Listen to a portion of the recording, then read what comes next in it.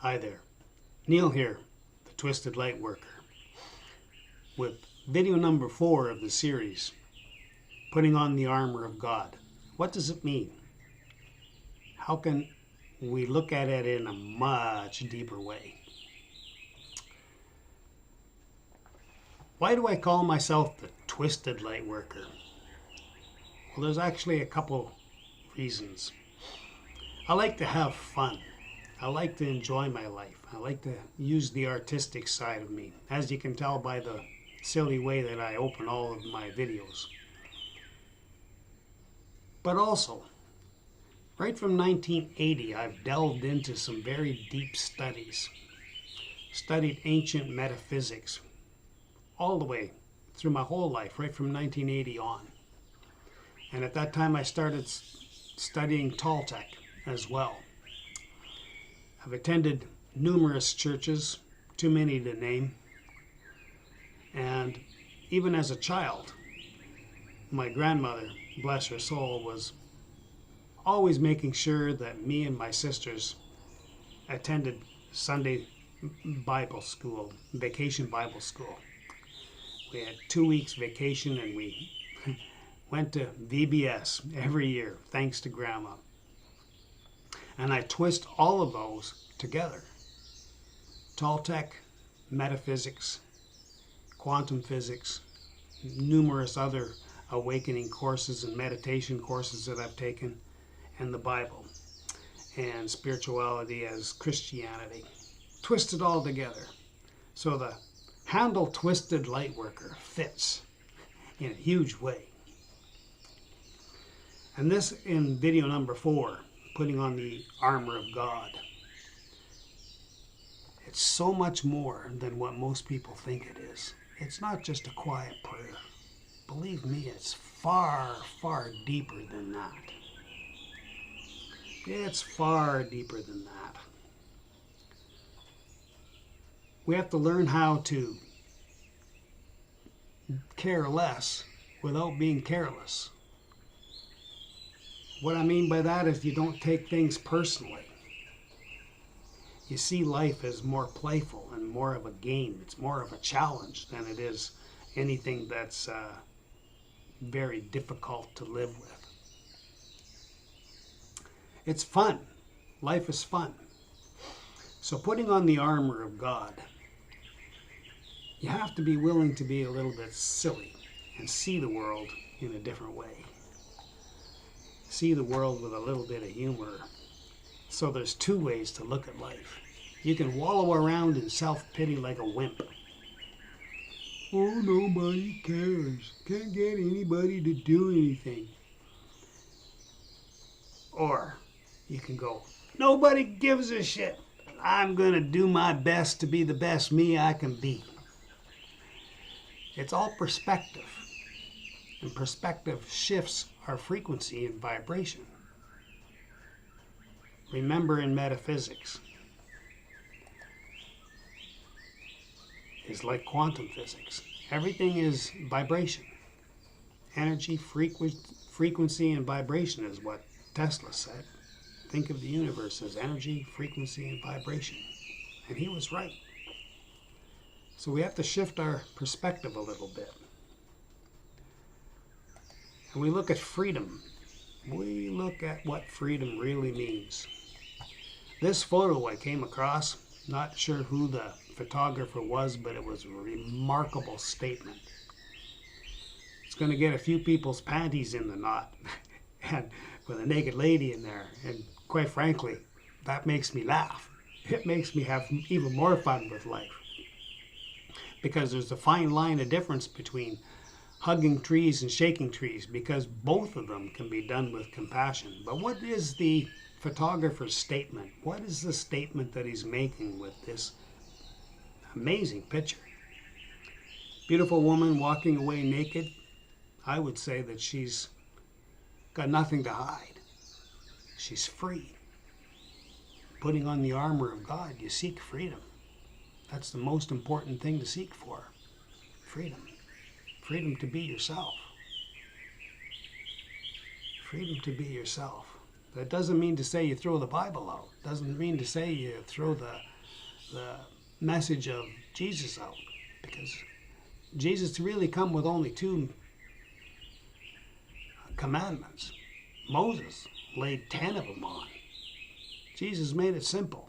Love one another and bear each other's burdens. You can't do that if you're not free. And you can't allow other people to be themselves if you don't respect their freedom.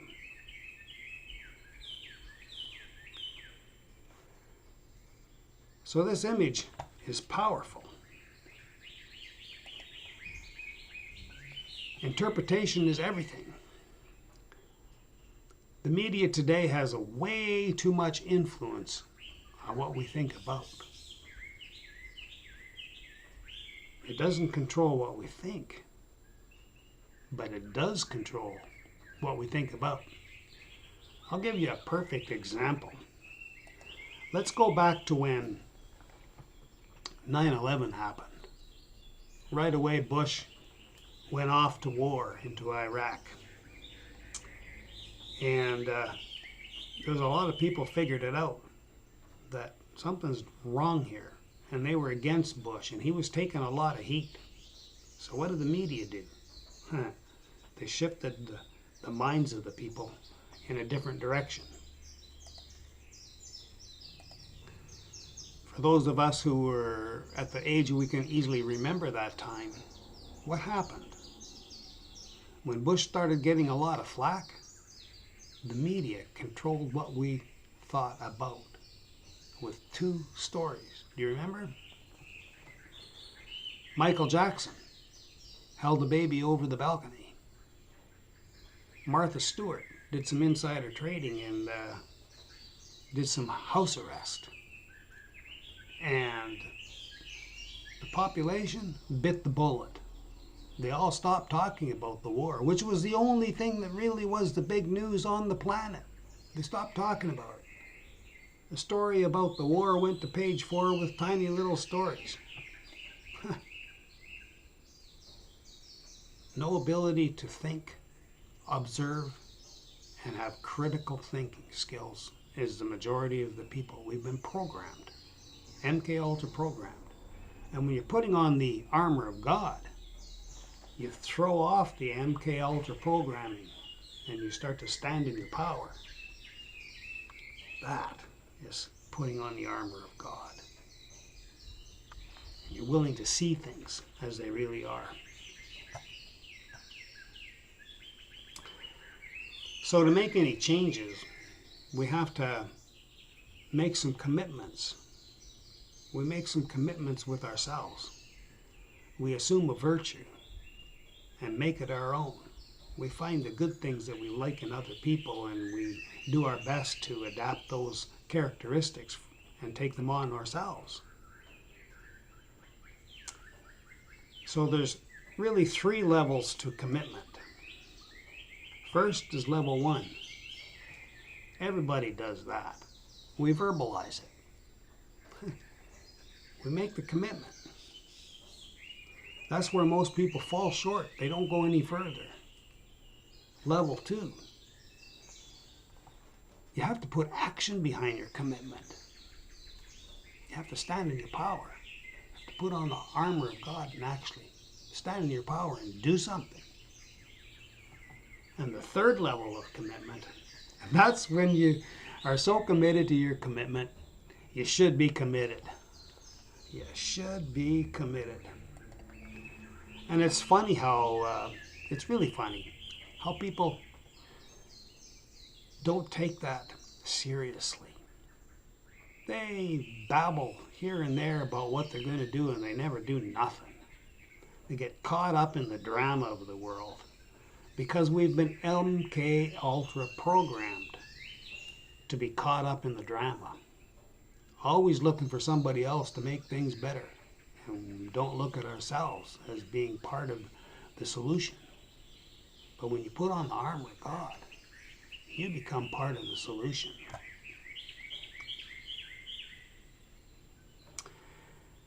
Intent, the power of intent.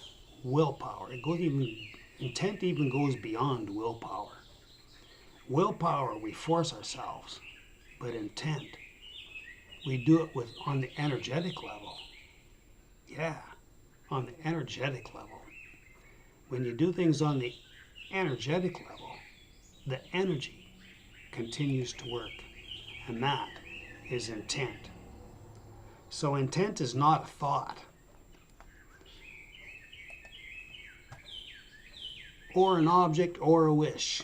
Intent is what can make a man succeed when his thoughts tell him that he was defeated. It operates in spite of the warrior's indulgence. Intent is what makes him invulnerable, powerful. Intent is what sends a shaman through the wall, through space, into infinity.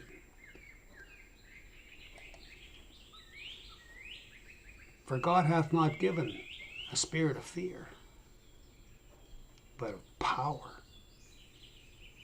Yeah, but of love and of power and of sound mind. Think about that. That's deep. It's deep. The majority of people, they chase love on a shallow level. But they forget about God give us power. When you put on the armor of God, you stand in your own power. You become more than you thought you could become. And if you use intent, not just focused energy, when you use the power of intent, it guides you, it empowers you, it strengthens you. So put on the armor of God includes all of those things. For God hath not given us a spirit of fear, but of love and of power and sound mind. Sound mind. Critical thinking. Being able to look past the propaganda and question even your own beliefs. Question your own belief is the most important thing. Far more important than people think. So once again, intent is not a thought or an object or a wish. Intent is what can make a man succeed when his thoughts tell him that he was defeated. It operates in spite of the warrior's indulgence. Yes.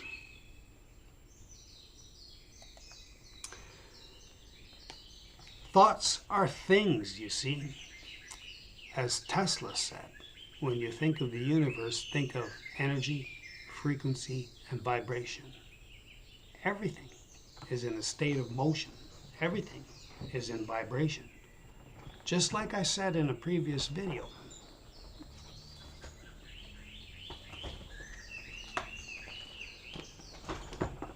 In a previous video, I made this drawing. Here's the field of the universe. Nothing more than one big massive field of vibrations. Here's you in the middle of that field of the universe. You're part of it, it's part of you. Here's you.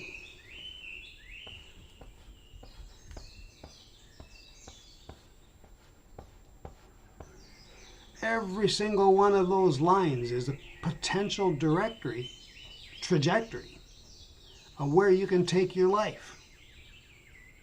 It's an option. It's something that you can do, be, or have. Those are all trajectories that are all potential. It's one big field of vibrations, which is nothing more than unlimited potential. There's an infinite number of infinities within infinity itself. A total infinite number of infinities. It's astounding. You see, we are vibrational beings in a field of vibration that expands through countless dimensions of time and space. Our being expands far beyond the limitations of our sentient form. Our being expands far beyond the limitations of our sentient form. Here's where metaphysics comes in, quantum physics, field of vibrations. As I said before, our thoughts are things. They radiate out from us to the ends of the universe. They influence the way the world is.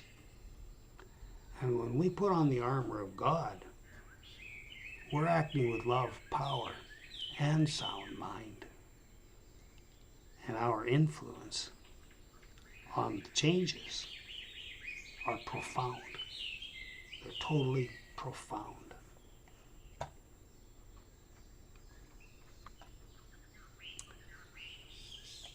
So leaders are readers too. Thoughts have wings. They reach out to the ends of the universe. But leaders are readers. And they don't read nonsense. They read deep stuff. Academic knowledge is as shallow as a mud puddle when you really put it up against wisdom. Wisdom assists you in putting on the armor of God. It magnifies and amplifies the power of love that you radiate in your vibrations.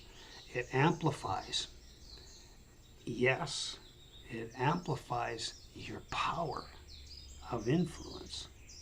And therefore, the ripples that your thoughts create in the field of the universe are like a huge stone thrown in the middle of the pond. And the waves go out to the ends of the universe, making change. So putting on the armor of God is deep. It's deep. It's wisdom. I recommend that you read the book by Jeremy Griffiths. It's called Freedom from the Human Condition. It's a downloadable PDF for free, or you can buy the book for I believe it's $15. I'll put the link in the description below. And Deep Wisdom, Metaphysics. I'll put the link to a fellow by the name of Ken Wheeler who has, he's got, his linguistic abilities are mind-blowing. He translates early Greek and Sanskrit and things of that nature, and he studied metaphysics on a very deep level, and he's got a book list. I'll put a link to his video so you can listen to him talk and listen to the books that he recommends. But leaders are readers, and a true leader will read for a purpose of wisdom, because wisdom will add to your power, love, and it'll give you a much clearer, sounder mind.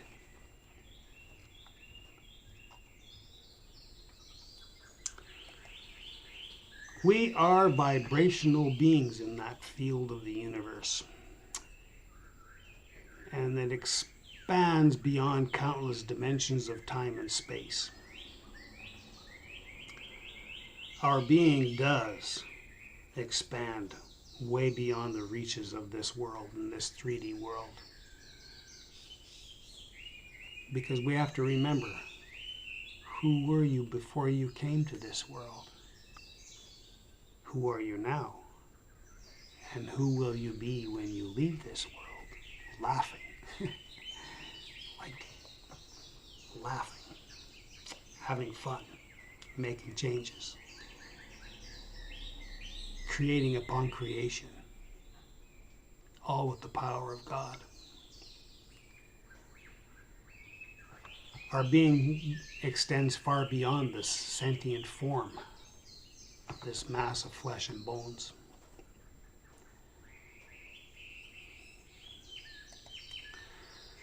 But without willpower, intent,